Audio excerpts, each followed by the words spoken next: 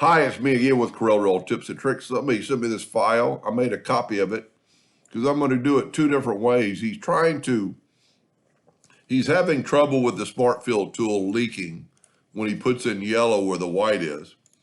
So if you go and put there, see how it transposed or it leaked to that other one?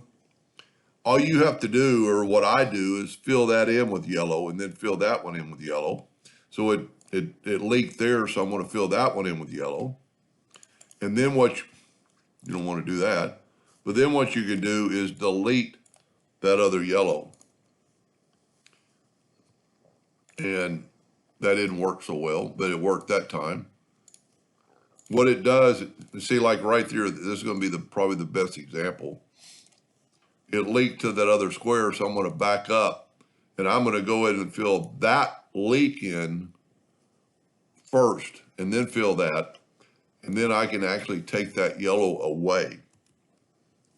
Let's see if it'll fill in that last one without leaking, and it did. So then what he wants to do, he wants to rotate it around, it's 10 degrees. So make a Control D duplicate, double click on your rotation, put it in the center, and rotate it 10 degrees. But there's actually a quicker way you could do that without filling that in. This is quicker than filling in each square.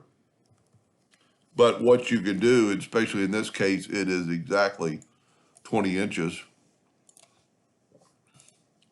We can make another 20-inch object. Fill it in with yellow. Go ahead and go to Object and Order and back a page. And then that's in the center, so we're going to hit center. So it filled in the yellow behind the blue. Now, and then I would suggest strongly selecting it all and right-clicking your mouse, no outline.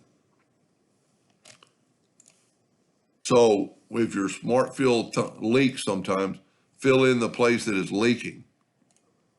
That's a pretty cool design. Hope that helped. Thank you for watching.